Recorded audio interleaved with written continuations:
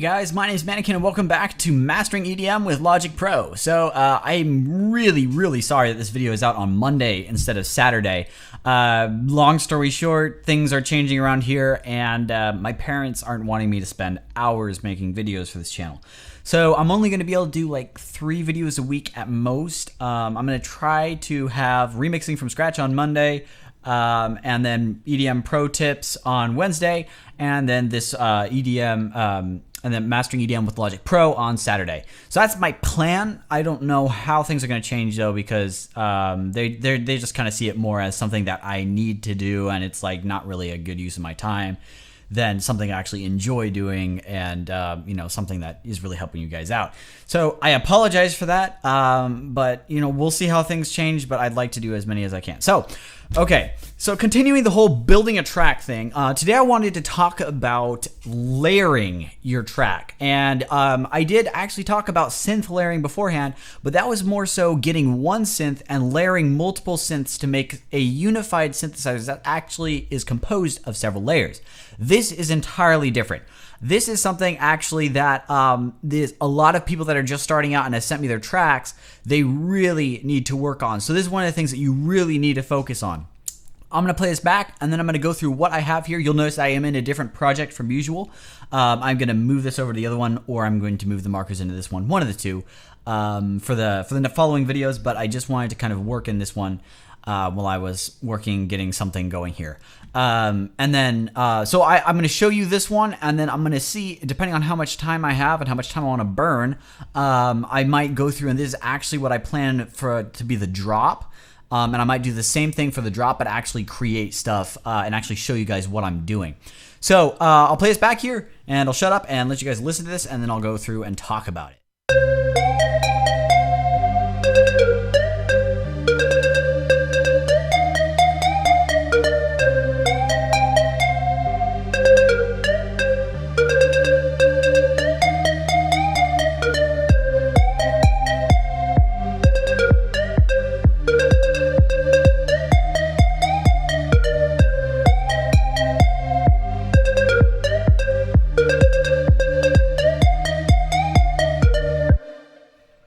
Okay, so you kind of heard what was going on there, but basically what I want to talk about is when you start with your melody, where do you go from there? So I'm going to actually drag this one to the top because it's basically where I started. And you know, you can kind of hear it's the bass sound, and it's the bass as in the fundamental sound, and it's, you know, it's easily distinguishable in the rest of the mix.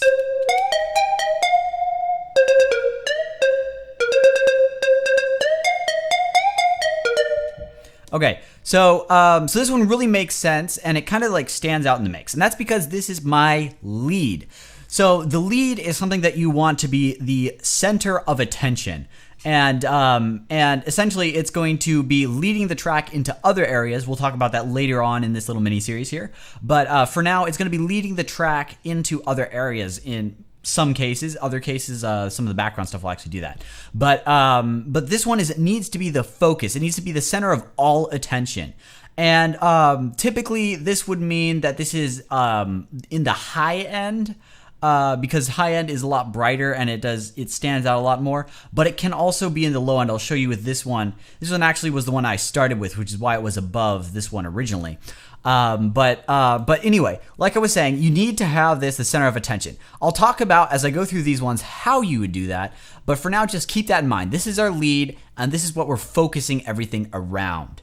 So here's the next one. I'm going to solo this one so you don't hear this one, the one on top. And so this is what it actually started out as. And you'll notice that it is not bright at all.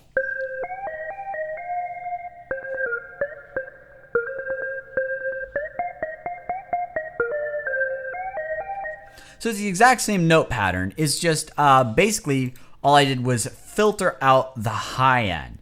And so this is, I actually kind of wanted this sound originally because I don't know how I'm going to end up doing this when I throw things together, but I might actually have it start out as this one and then go into this brighter one.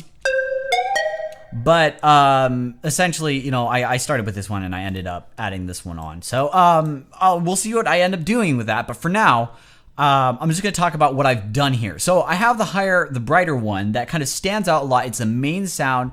It's really what you take away from the mix. If you like start singing the song, this is the part that you're going to be singing. So this is our lead, and it's playing the melody. And then what I have underneath of it here is this adds a bit of depth, because you'll notice this one's very thin and bright.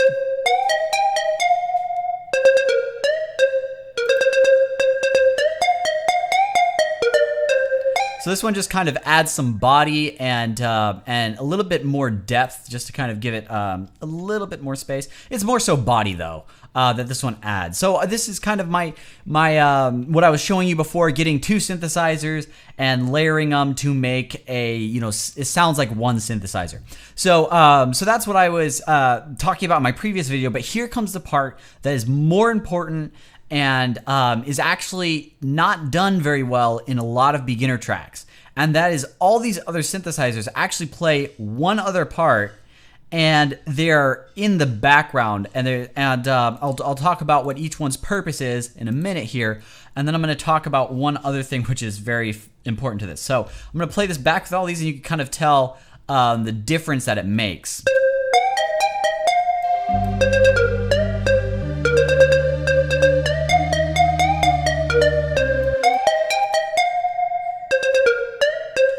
So it adds a sense of space more than anything else. It kind of like fills out that background there and gives it a lot of depth.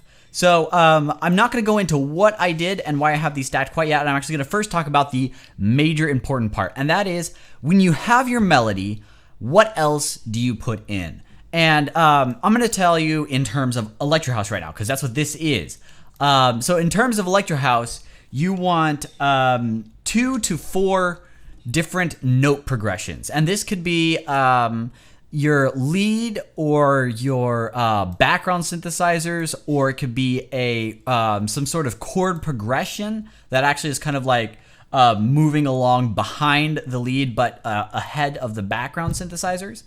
And then maybe you'll have one more, but you have to be very careful if you end up having 4, because things will start to step on each other, and it's your job to balance when they're stepping on each other and when they're not stepping on each other, and in what ways they step on each other.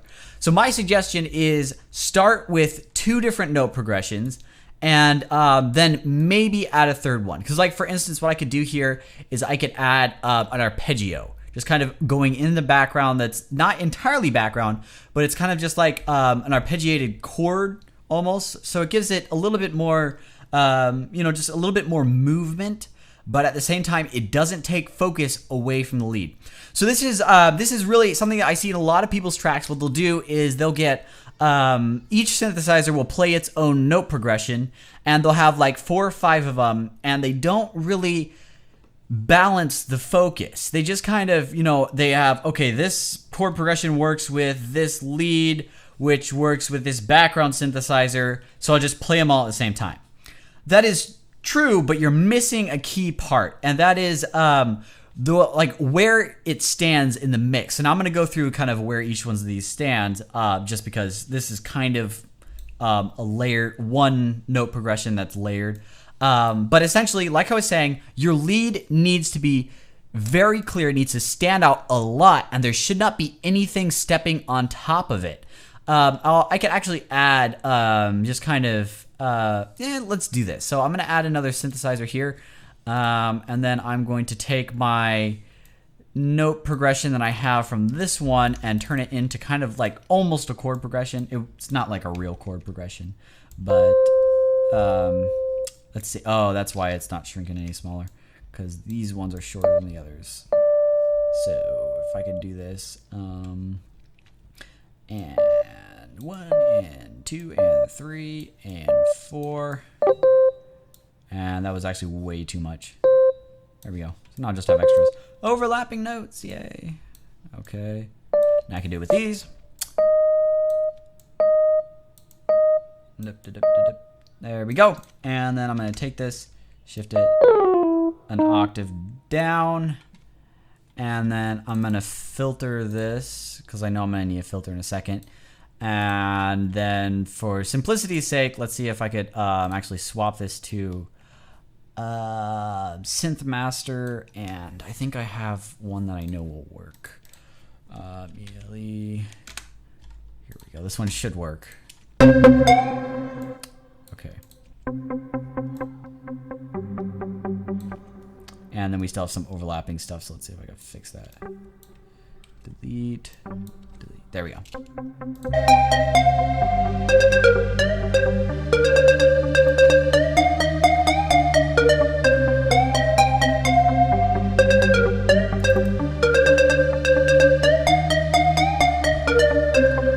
Okay, so you notice there I added the filter. And I'll show you why right now, because if I take the filter off, it sounds like this. And it doesn't intrude into the high end that much. I actually thought it'd go into the high end a bit more, but obviously I didn't remember the preset exactly. But essentially what I'm doing is I'm cutting out space using EQ to let the lead stand out. Because if this goes too much into the high end, when I turn it off,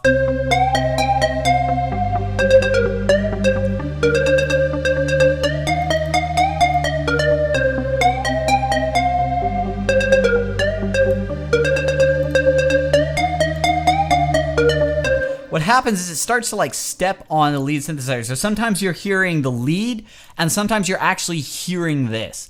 In essence, what you should have is you should actually have your lead is what you pretty much like what your brain hears when you listen to the track. Everything else should be complementing the lead. So so if I turn this up too loud, it'll obviously stand on it. Let me show you that.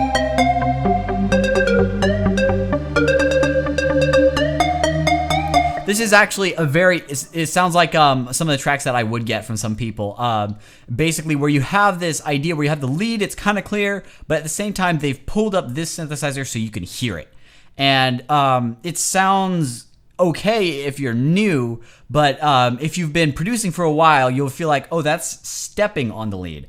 And you'll actually get the, you'll get this idea where synthesizers are all, it's like a band of synthesizers. It's not like you're just running these things all through software and everything like that. It's like you actually have people playing these synthesizers and each one is in charge of staying in his respective spot and not like turning up his louder than the person that's supposed to be leading. So this sounds kind of okay. But there's this fight now for which one's in charge. So this is something you really need to focus on. Getting the balance right. And the basic thing that you need to look for is your lead leading? If it's not leading and it's kind of like falling into something, then either you need to turn your lead up or you need to turn that other thing down. So I'm going to turn this one back down to where it belongs, and I'm going to actually turn on the filter first. Come on, you can do it. There we go. And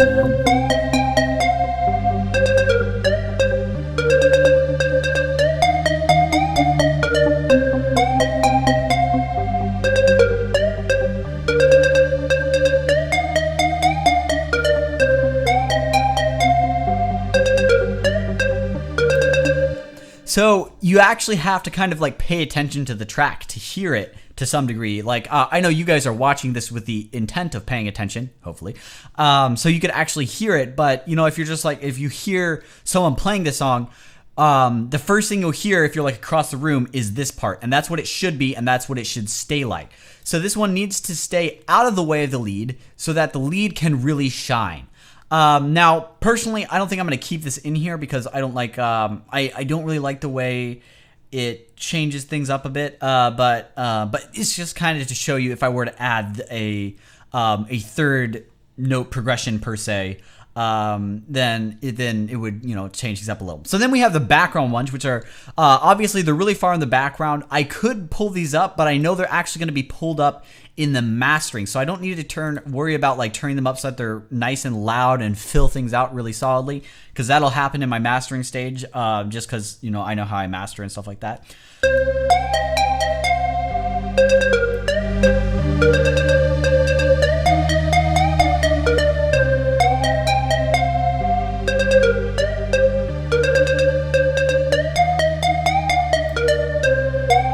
Those really sit in the background. They just fill out the space and they don't like take up any of the I don't know, stage away from the lead. So this is key. That's what this whole video is about. It's about getting layers so that you have a fleshed out track that sounds full and big, but at the same time, it doesn't sound like it's just a wall of noise because there's so many things going on. You can't focus on anything. So a lot of the focus isn't necessarily, what's playing. It's a lot about where you place it as well. So if I just turned up this really loud and then this really loud, so they're all about the same volume level, what you get is you get a wall of noise that sounds like an amateur mix, despite the fact that if I turn down the volume levels to the right spot, they'll actually sound fine. So this video, I talked about in my volume video that volume is really important, but this video really shows you how it gets so important when you start to layer these things and get them in the right spot. It just makes a huge difference in the overall sound of your mix. And it's really a lot of the difference between an amateur mix and a pro mix. It's about balancing things out and putting them in the right spot. It takes a while to get used to the placement, but once you do, it's a lot faster process. You don't have to worry about thinking so hard about it and thinking, is it too loud? Is it too quiet? It'll become second nature to you, so it does speed up. Don't worry about that. You just need to practice and do it often. So I haven't broken down this, but I think it's about time to go into these ones. So I can kind of show you what's going on with this. So let's start off with the high end. This is the one that gives a sort of air to it, and by air, there is white noise in it, I believe.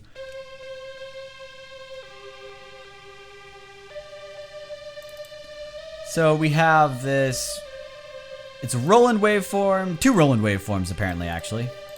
And there's not white noise. I thought there would be white noise. But actually, what we have going on here is basically just a nice thin high end that's stereo spaced, so it's got left and right are nice and spread out, so you kind of get this this nice spacious feeling behind the lead.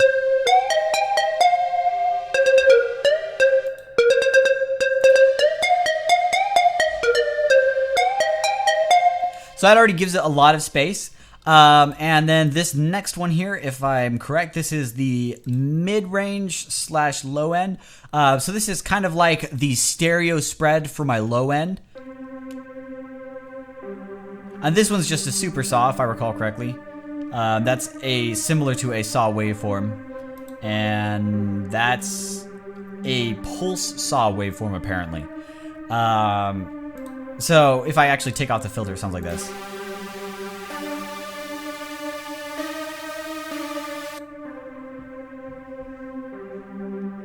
So it's just basically, I just filtered it down, and you're getting some of the low end there. So now we have both these together, you get...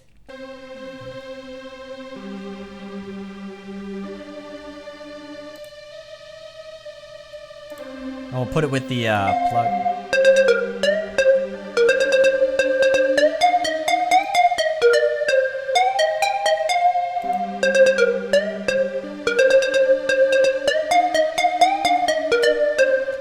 And then the final piece of the puzzle is my bass, and it's just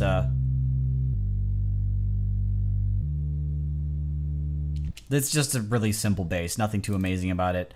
It looks like a saw with the tone kind of smoothed out, and then it's also got a filter on it. And it is in mono, I believe. Yeah, it's in mono. So essentially this one, I don't have to worry about, stereo spread, anything like that, because your basses, it's better to have them in mono just for reasons. But, this is just kind of trend you should try to follow. But, anyway, so this one is in mono, no problems there. And then what does it add to the mix? We'll play it back here.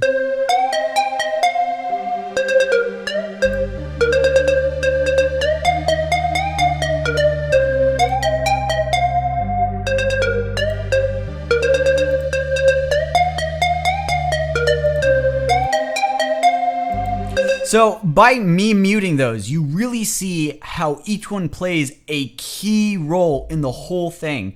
So when you don't feel like you're breaking it down when you're just listening to the song normally, but the instant you go and cut one of these out, you really realize, wow, that makes a major impact on the sound, which means that to that to that knowledge, you need to deliberately cut out these spots and place something in these spots in the right way. So this one is, the break here is supposed to be kind of like, you know, you have this nice pluck synth, and then it's got this kind of flowing sound behind it. So that's the reason I chose to do the layering this way, but you might do the layering completely different if you're doing something like this.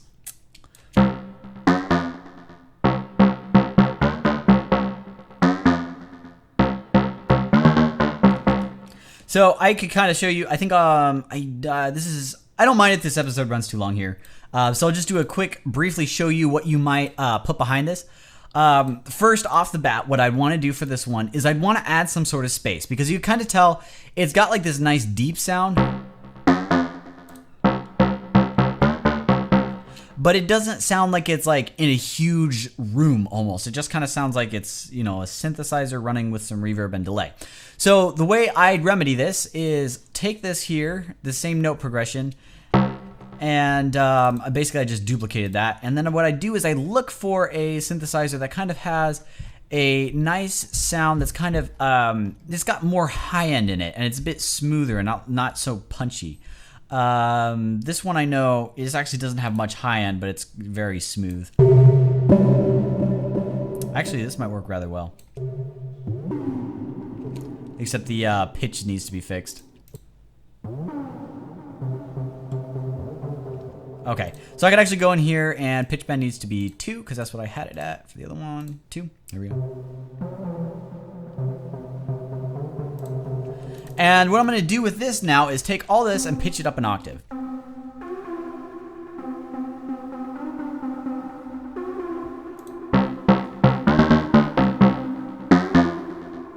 And then you notice that the high end becomes very obvious, like that white noise. I could actually, maybe I should just mute the white noise. So that's all that is.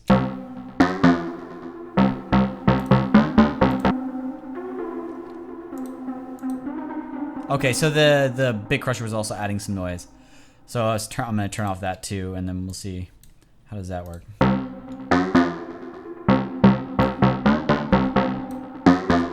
Now this, you'll notice this one is still fighting for it. So what are some of the things I could do? Well, I could figure out what is fighting for it right now. So let me take the EQ and I'll just show you what's fighting for that other sound that's kind of standing out. I already know it's going to be around here, but I'll show you how I figure that out.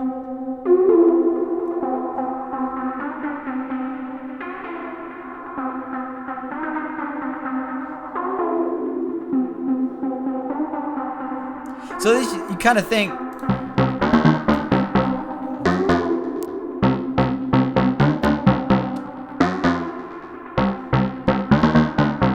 so that's the area that kind of makes it stand on top of this one. So what I do is I take that part and then I cut it.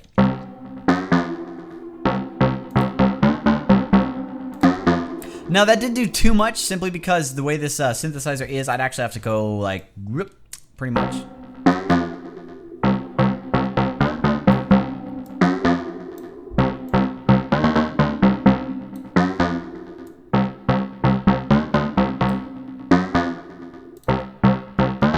So you really see now when I take that out, it adds so much to it.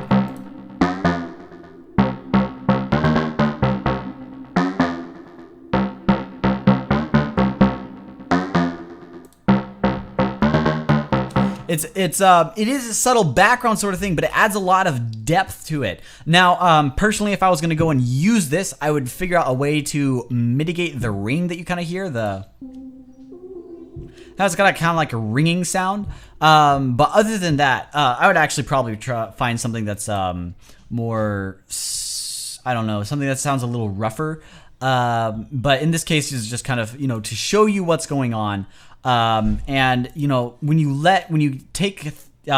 kind of figure out what you need to add, in this case, what I needed was some sort of stereo something around here. I didn't need it up here because this one already has this nice, if I show you,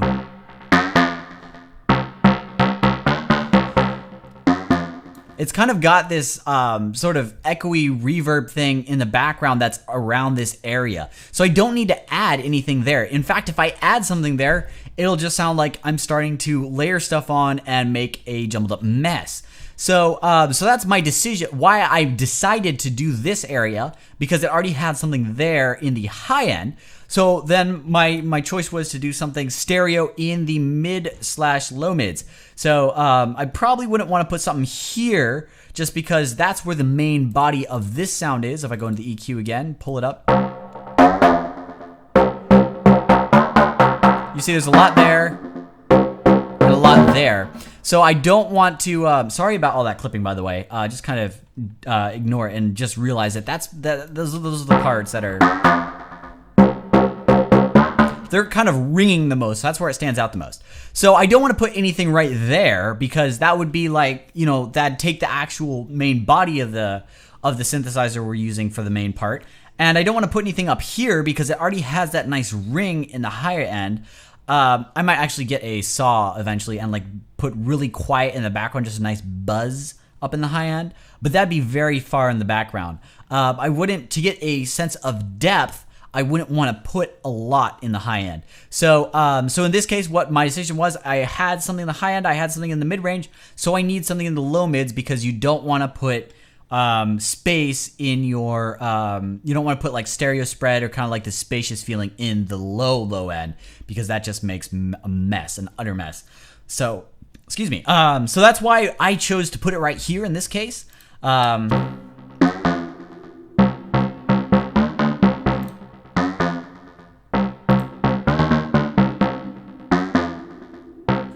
But yeah, it does ring too much, so I would change that. I'm actually not going to keep that just right now, but just to kind of show you what you would look for when you're actually trying to do this whole layering idea and figuring out how you would layer something. So I can break it down the same way I broke down this one. So what I have is, for this bright one,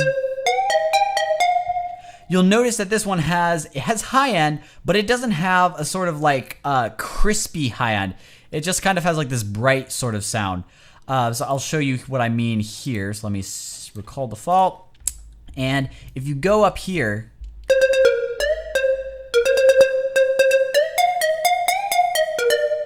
that's the sharp kind of crispy bright part that that I would want, except I don't want to boost that on this particular one just because of my decision. But this one doesn't have it by default. Whoops. If I loop this right, there we go.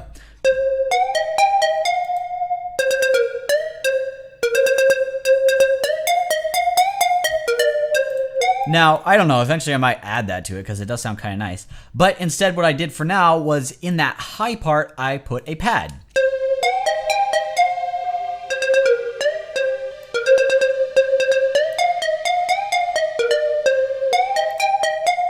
It just kind of fills out that nice airy part that that you want something to kind of, you know, so that it sounds kind of airy. It's got like this kind of drifting air sort of sound to it.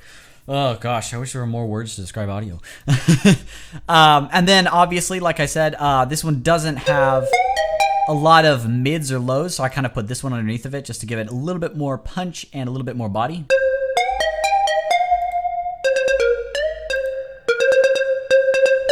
It doesn't do that much, but it does add just a little bit to it. And then, so what I do for the rest of it is I added this one, because even with this, you notice it just adds like I said, it just adds a little bit. It doesn't add a lot. So that's why I add this synthesizer, because I need something in the low mids right here, so I could actually fill it out and give some space. So that's where that one comes in. And then obviously, what are you going to do if you don't have a bass? So that's just where that comes in. So really, you see, when I break it down, it makes a lot more sense.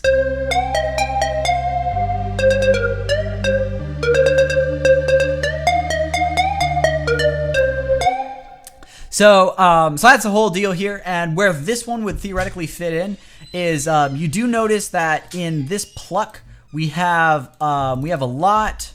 I'll show you on the EQ. We have a lot right here. There's a lot right there. And there's some right here.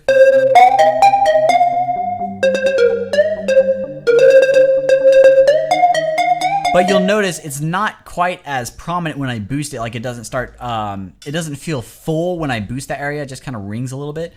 So that's the reason I actually have some room to put in something like this, where it would take up this space right here,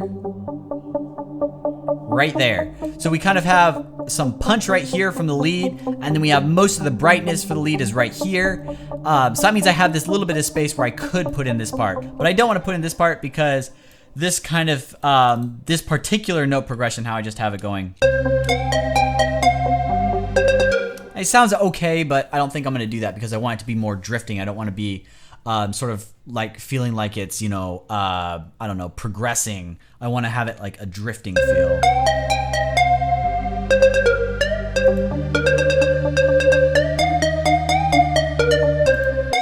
So that's my decision there. Now, the same concept comes into play. I'm gonna wrap up this video pretty soon, but I want to briefly talk about drums. The same concept kind of happens with drums, except it not nearly as much. Typically, what you'll need to focus on with your drums are more so about getting the right drums in the right places. That means your kick needs to be once every quarter note. So it's just the stereotypical kick pattern. Your snare or clap needs to be in a sensible location. That would be on every other kick, or every other beat rather, however you want to say it. Or it could be once each, and then like, you know, a slightly harder clap on every other, I don't know. But it depends on what style of music you're doing. Drums are very, very, very particular to the style of EDM you're doing. For instance, I think Electro House probably has some of the easiest drums to program, whereas Tropical House and Deep House are going to give you a lot more trouble. Trance is it's kind of unique in the sense that it's got some really easy stuff and some really hard stuff. But anyway, I digress. So the drums, it's not so much worrying about layering of, you know, filling up the whole track, and keeping things from stepping on each other. With drums, it's more about shaping them around the rest of your track, or in the case of like an intro where you mostly just have drums, it's about fitting the right drums in the right spot in the sense of, you know, their timing and their location. But for that, I could do a video on drum programming, but there's not that much for me to talk about, simply because, like I said, drums vary drastically with all the EDM styles. So my suggestion is listen to your favorite music and drop in a track and try to copy the drum patterns. And if you do that, then guaranteed you will get pretty good drums in your track without having to actually worry about too much balancing. So that's, you know, I could talk more about drums, but I don't want to do that just because it kind of detracts from the purpose of this video. And like I've said a couple times here, it takes a lot of, you know, I'd have to cover a whole bunch of different things to cover all the drums and all the various styles of EDM. So hopefully this video helped you guys. It's just something that I really wanted to touch on, because I know that a lot of people have trouble with, whether or not they know it, they have trouble with actually getting things in the right spot. Vertically speaking, I'm going to talk about progression later, like moving from different parts. That's another thing that a lot of people need to work on. But this one is, I see it a lot where people don't really spend enough time just working on getting these layers right so that they all blend together and it sounds like a composition instead of a blend. So so you want to really, you know, make every part distinct in its own way. So like if you cut out a part, you should be able to tell to some degree that it's missing, unless you're just like accentuating the high end for like the lead or something. Then it's just to be like a tiny bit of crispiness added or something like that. But then you don't have to worry about how much it adds or removes when you take away. But otherwise, each part needs to be kind of, you know, cut out in its own way so that it when you remove it, you could tell what part it's playing. It's like, you know, if you have an orchestra and you cut out the trumpets, you should be able to tell that there's no more trumpets. If you have so many different pieces being played on like the trumpets, the violins, and every other instrument, and the piano, and they're all just playing their own part, as you take one out, all you notice is that it's kind of like it's less chaotic, then that means you're going the wrong direction. So focus on getting everything to complement each other. That's the biggest thing that you need to focus on when it comes to in terms of your mix down. and you use tools like EQ and compression. Like compression can make things smoother or make them punchier, which means in the background or stand out more. And EQ, you saw some of the EQ stuff I did. I mostly just used filters like the high cut and low cut. I didn't do too much actual EQing, but that comes later on in the track. Like for instance, when I was showing you I was boosting the high end, I'm like, oh, I might do that later on. That's because I currently have a flat EQ here and I haven't bothered to like boost the nice parts and cut some of the rougher parts. But that's all. That's all a different story. But mostly, I'm just talking about using the tools to get everything together. Like just last little word to the wise, phrasing that to wrap up this video.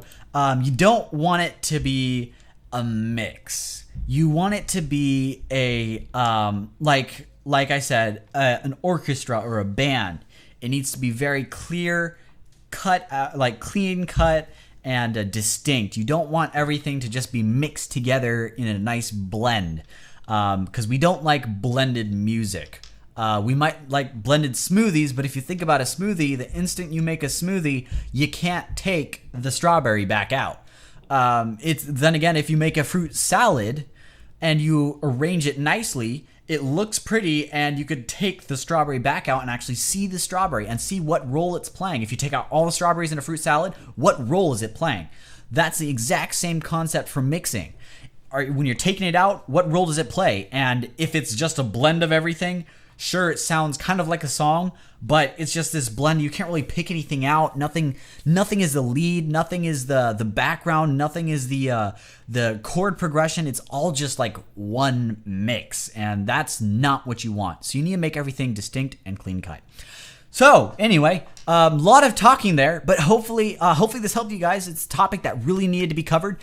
And anyway, I should wrap this up now. I like I said, I hope you enjoy this. And the next video, I'm probably going to be talking about development or transitions in your track. So once you have these sections, as you know, as I talked about in my previous videos in this mini series, I will have a lot more laid out in the next track, and there will be stuff that I won't show you. But at the same time, I'm going to show you kind of like how to transition between stuff. So I'm going to have like a lot more of the track built out, but I'm going to focus on transitions or something like that. I'm not entirely sure yet. I haven't completely finished planning out how many videos are going to be in this series and what order they're going to be in. But when the time comes, you'll get that. And if you guys like longer videos, this video is longer to kind of make up for the fact that it was really late. Sorry about that. But anyway, like I said, thank you guys so much for watching. I hope you enjoyed the video, and I'll see you in the following videos.